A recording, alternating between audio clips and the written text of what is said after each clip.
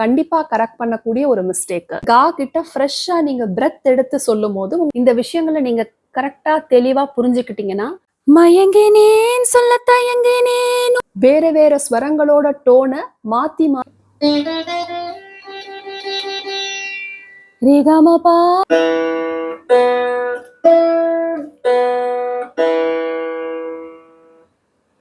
நீங்க ஏதாவது சாங்கையோ இல்ல லெசனையோ பாடி பிராக்டிஸ் பண்ணும் போதோ இல்ல மத்தவங்க முன்னாடி பாடும் போதோ மிஸ்டேக்கோட பாடி இருக்கீங்களா? அப்ப கண்டிப்பா நீங்க நல்லா பாட போறீங்க. அது எப்படி முடியும் அப்படிங்கறத பத்தி தான் இந்த வீடியோல பார்க்கலாம். நீங்க பாடும்போது செய்யக்கூடிய ஒரு மிகப்பெரிய மிஸ்டேக் பத்தி தான் இந்த வீடியோல தெரிஞ்சுக்க போறீங்க. நான் பல வருஷங்களா வோக்கல் அண்ட் வீணா கிளாஸஸ் எடுத்துட்டு இருக்கேன். என்கிட்ட 5 வயசுல இருந்து 60 வயசு வரைக்கும் கூட ஸ்டூடெண்ட்ஸ் இருக்காங்க. அவங்கள நிறைய பேர் பண்ணக்கூடிய இந்த பெரிய மிஸ்டேக் பத்தியும் அதை எப்படி அவங்க சரி பண்ணிக்கிட்டாங்க அப்படிங்கறத பத்தியும் இந்த வீடியோல பார்க்கலாம். மியூசிக் பொறுத்த வரைக்கும் நமக்கு ஒண்ணுமே தெரியல அப்படின்னு நாம நினைச்சாதான் நம்மளால நிறைய கத்துக்க முடியும். நம்மளோட தேடல் விரிவடைஞ்சுக்கிட்டே போகும். இப்ப நான் உங்ககிட்ட ஒரு 3 கேள்வி கேட்கிறேன். அதாவது இப்ப நீங்க யார் முன்னாடியாவது பாடிட்டு இருக்கும் போதோ இல்ல உங்களை யாராவது நிறைய பேர் இருக்கக்கூடிய இடத்துல பாட சொல்லி கேட்டாலோ நீங்க அப்படியே ஸ்ட்ரக் ஆகி ஃப்ரீஸ் ஆகி நின்றுருக்கீங்களா? எங்க மிஸ்டேக்ஸ் பண்ணிடுவோமோ அப்படின்னு நினைச்சு தயங்கி நின்றுருக்கீங்களா? ரெண்டாவது, நீங்க நிறைய தடவை ஒரு லெசனையோ பாட்டையோ பிராக்டிஸ் பண்ணியும் கூட அதுல ஒரு மன நிறைவு வராம இருந்திருக்கா? நீங்க நிறைய பாடல்களை உங்களோட கம்ஃபர்டபிள் ஸ்ருதியை தாண்டி வேறு சில ஸ்ருதிகள்ல பிராக்டிஸ் பண்ணி ட்ரை பண்ணிருக்கீங்களா? இந்த கேள்விகளுக்கெல்லாம் எஸ் அப்படின்னு நீங்க நினைச்சா கீழே கமெண்ட்ல சொல்லுங்க. நீங்க உங்களோட வாய்ஸை கரெக்டா பாடுறதுக்கு யூஸ் பண்ணணும், உங்களோட வோக்கல் ரேஞ்சஸ் எல்லாம் இம்ப்ரூவ் பண்ணிக்கணும், சிங்கிங் பத்தி நிறைய விஷயங்கள் தெரிஞ்சுக்கணும் அப்படின்னு விருப்பப்பட்டா என்னோட சேனலை சப்ஸ்கிரைப் பண்ணிக்கோங்க. அப்படியே இந்த பெல் பட்டனையும் ப்ரெஸ் பண்ணி வச்சுக்கோங்க. ரொம்ப பர்ஃபெக்டா பிராக்டிஸ் பண்றது அப்படிங்கிறது ஒரு மித்து. அதாவது மிஸ்டேக்கே பண்ணாம நாம பிராக்டிஸ் பண்ணி பாடிடணும் அப்படின்னு நினைச்சோம்னா நம்மளால கத்துக்கவே முடியாது. நாம பாடும்போது பண்ணக்கூடிய சில மிஸ்டேக்ஸ் நம்மள பின்னாடி தள்ளுறதுக்கு இல்ல. இப்ப எப்படி ஒரு ஸ்விங்ல ஒரு 4 ஸ்டெப் பேக்ல எடுத்து வச்சாதான் நம்மளால நல்லா அந்த ஊஞ்சல் ஆட முடியும், அதாவது நல்லா ஃப்ளை பண்ண முடியும் இல்லையா? அந்த மாதிரி நினைச்சுக்கோங்க. இப்ப பிகினர்ஸ் பண்ணக்கூடிய மிஸ்டேக் அப்படின்னு பாத்தீங்கன்னா, சரளி வரிசை எடுத்துக்கிட்டோம்னா அதுல 1 to 7 அசெண்டிங் ஆர்டர் டிசெண்டிங் ஆர்டர்ல இருக்கிறதுனால அது கொஞ்சம் ஈஸியா லேர்ன் பண்ணிப்பாங்க. ஆனா அந்த 8, 9 அப்படின்னு வரும்போது அதுல கொஞ்சம் ஜம்பிள்டு நோட்ஸ் இருக்கிறதுனால அதை கொஞ்சம் மாத்தி மாத்தி டோன் வைஸ் புரிஞ்சுக்கவும் வாய்ப்பு இருக்கு. ஏன்னா நிறைய பேர் இந்த தப்பு பண்ணுவாங்க.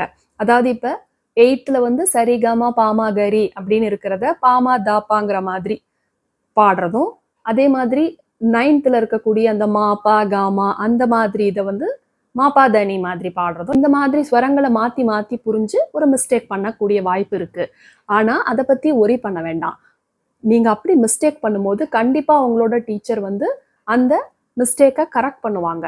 அப்ப நீங்க பொறுமையா அதை கவனிச்சு அந்த மிஸ்டேக்கை நாம சேஞ்ச் பண்ணிக்கணும். சரி காமா பாமா கரி அப்படிங்கிறதுக்கு பதிலா சரி காமா பாமா கரி அப்படின்னு பாடிடுவாங்க.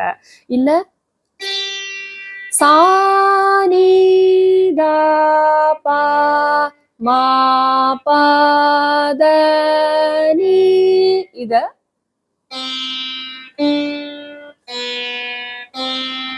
இந்த டோனுக்கு மா பத நீ அப்படி பாடுவாங்க. இந்த மாதிரி சில மிஸ்டேக்ஸ் பிகினர் கிட்ட நடக்க தான் செய்யும். அந்த ஒரு சேஞ்ச் ஓவர் நடக்கும்போது ஒரு அசெண்டிங் ஆர்டர் டிசெண்டிங் ஆர்டர்லயே பாடிட்டு இருந்துட்டு ஒரு ஜம்பிள்டு நோட்ஸ் வரும்போது நமக்கு இதெல்லாம் நடக்க தான் செய்யும். அதை அக்செப்ட் பண்ணிக்கிட்டு அந்த இடத்த நாம கரெக்ட் பண்ணிக்கணும். இப்ப நீங்க தனியா பிராக்டிஸ் பண்ணும்போது அந்த மாதிரி மிஸ்டேக் பண்ணினீங்கன்னா அதனாலதான் நான் நம்மளோட பிராக்டிஸ் டைமை ரெக்கார்ட் பண்ணணும்னு சொல்றேன். ரெக்கார்ட் பண்ணனா நீங்க உங்களோட டீச்சரோட ஒரிஜினல் ரெக்கார்டிங்கையும் உங்களோடதையும் வச்சு மேட்ச் பண்ணி பார்க்கும்போதே உங்களுக்கு அந்த டிஃபரன்ஸ் தெரிஞ்சிடும். ஸோ அங்க நீங்க கரெக்ட் பண்ணிக்கலாம். இல்ல அந்த மிஸ்டேக்கோடையே பாடிட்டு இருந்தீங்கன்னா அது அப்படியே மைண்ட்ல ஃபிக்ஸ் ஆயிடும். வேற வேற ஸ்வரங்களோட டோனை மாத்தி மாத்தி பாடுறது அப்படிங்கிறது கொஞ்சம் நம்ம கண்டிப்பா கரெக்ட் பண்ணக்கூடிய ஒரு மிஸ்டேக். ஏன்னா அது மாறி நமக்கு இயர் ட்ரெயின் ஆயிடும். அதனாலதான் அந்த பேசிக்ல கரெக்டா அந்த எக்ஸசைஸ் எல்லாம் லிசன் பண்ணி நாம பாடணும் அப்படிங்கிறது. அதே மாதிரி இப்ப அப்பர் ஸ்தாயி எடுத்து பாடும்போது அதனோட அந்த ஹை கா மாலாம் உங்களுக்கு போகிறதுக்கு கஷ்டமா இருக்கு அப்படிங்கிறப்ப நீங்க அந்த வாய்ஸை அந்த பிரெத்தை கரெக்டா எடுத்து ப்ராக்டிஸ் பண்ணீங்கன்னா நீட்டா அது ஸ்மூத்தா போயிட்டு வரும். அதாவது இப்ப கா அப்படிங்கிறப்ப இப்ப தனி சரி ஆரம்பிக்கும் போது தனி சரி காமா அப்படிங்கும்போது ஒரே பிரெத்ல நீங்க அதை எடுக்க ட்ரை பண்ணும்போது உங்களுக்கு அந்த அந்த ஹை போகும்போது அங்கே வந்து ஸ்ட்ரகிள் ஆக வாய்ப்பு இருக்கு. அப்ப என்ன செய்யணும் அப்படின்னா தனி சரி கா கா மா பா மா கா ரீ. இப்ப அந்த கா கிட்ட ஃப்ரெஷ்ஷா நீங்க பிரெத் எடுத்து சொல்லும் போது உங்களால பா வரைக்கும் ரீச் பண்ணிட்டு நீட்டா வந்து பாட முடியும். அந்த மாதிரி சில சில கரெக்ஷன்ஸ் நாம அங்கங்க செஞ்சுக்கிட்டே வரணும்.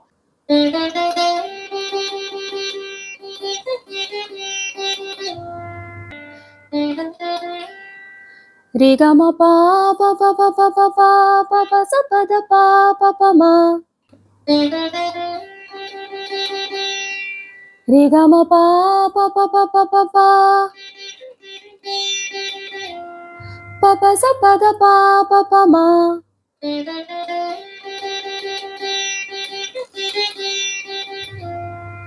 ரிகம பா ப ப ப ப ப பா ப ப ச ப த பா ப ப மா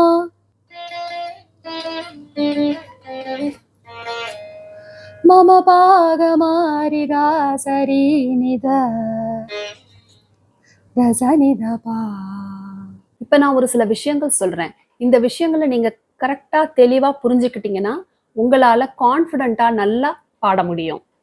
அதுல முதல் விஷயம், நாம பாடுறத வச்சு மத்தவங்க நம்மள ஜட்ஜ் பண்ணிடுவாங்களோ அப்படிங்கிற மாதிரி, அவங்க நம்மள கிரிட்டிசைஸ் பண்ணுவாங்களோ, நீ அப்படி பாடுற இப்படி பாடுற அப்படின்னு சொல்லுவாங்களோ அப்படின்னு நினைச்சு கவலைப்படவே கூடாது.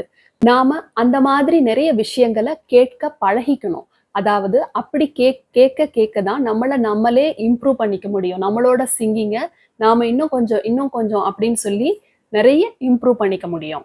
அதாவது நம்ம இன்னும் ஃபோக்கஸ்டா இன்னும் நம்மளோட சிங்கிங்கை இம்ப்ரூவ் பண்ண என்னெல்லாம் வழி இருக்கு அப்படிங்கிற நம்மளோட தேடலை அதிகரிக்கும். இப்ப நான் சொல்ல போற இந்த விஷயத்த நீங்க நல்லா கவனத்துல வச்சு நீங்க பாடினீங்கன்னா உங்களால கண்டிப்பா நல்லா பாட முடியும். இப்ப நீங்க ஒரு டீச்சர் கிட்ட கத்துக்கும் போதோ இல்ல நீங்க பாடும் போதோ ஒரு மிஸ்டேக் பண்றீங்க அப்படின்னா அந்த மிஸ்டேக் பண்ணிட்டா அது ஒரு ரொம்ப பெரிய விஷயமா நீங்க எடுத்துக்க வேண்டாம். ஒரு சில மிஸ்டேக்ஸ் வந்தா அதை அலோவ் பண்ணுங்க. இங்க இருக்கக்கூடிய பெரிய ப்ராப்ளமே நாம மிஸ்டேக்கே பண்ணாம பாடணும் அப்படின்னு நினைக்கிறது தான். ஆனா மிஸ்டேக் பண்றத நீங்க ஃபர்ஸ்ட் அலோவ் பண்ணுங்க. அப்பதான் உங்களுக்கு சரியா பாடுறது எப்படி மிஸ்டேக்கோட பாடுறது எப்படிங்கிறத டிஃபரன்ஷியேட் பண்ணி கரெக்டா புரிஞ்சுக்க முடியும். உங்களோட பிரெயினை அதுக்கு நீங்க ட்ரைன் பண்ணிக்க முடியும். இப்ப நீங்க கரெக்டா பாடிக்கிட்டே இருக்கும் போது ஒரு நோட்டோ 2 நோட்டோ மிஸ் பண்ணும்போது உங்களோட பிரெயின் அதை கரெக்டா கண்டுபிடிக்கும். அதே மாதிரி உங்களோட இயரையும் நல்லா ட்ரைன் பண்ணி வச்சுக்கணும். தப்பா பாடிடுவோமோ அப்படின்னு நினைச்சு பாடாம இருக்கிறது தான் மிகப்பெரிய மிஸ்டேக்கு. நீங்க பாடி மிஸ்டேக் பண்ணுங்க.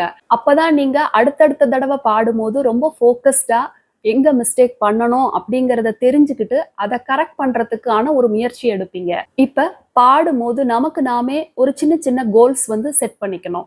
நம்மளோட பிரீத்திங் வந்து நல்லா இம்ப்ரூவ் ஆகிறதுக்கு ஒரு சில நோட்ஸ் எடுத்துக்கிட்டு நாம அதை லாங் நோட்டா பாடி பார்க்கறது. ஒரு தாளத்துக்கு 1.5 தாளத்துக்கு அந்த மாதிரி நாம அதை ரொம்ப லென்த் பண்ணி பாடுறது. இதை பத்தி நான் ஏற்கனவே ஒரு வீடியோல சொல்லியிருக்கேன். அதோட லிங்க் நான் உங்களுக்கு ஃபர்ஸ்ட் கமெண்ட்ல தரேன்.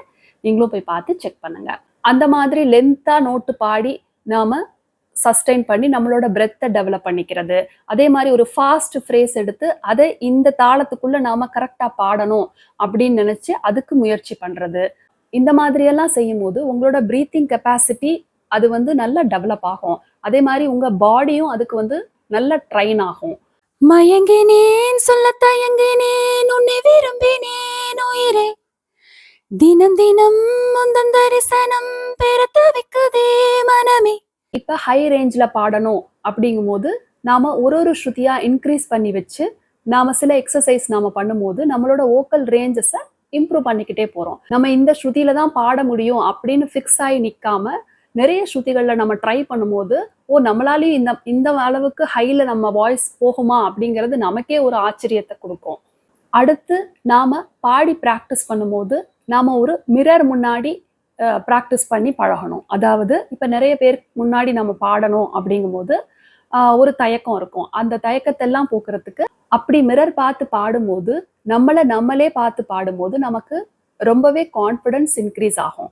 இந்த மாதிரி ஒரு ஒரு லெசனுக்கும் சரி, ஒரு ஒரு பாட்டுக்கும் சரி, நாம இவ்ளோ தூரம் ஒரு எஃபோர்ட் போட்டு நம்ம லேர்ன் பண்ணா தான் நம்மளால கரெக்ட்டா அத பாட முடியும்.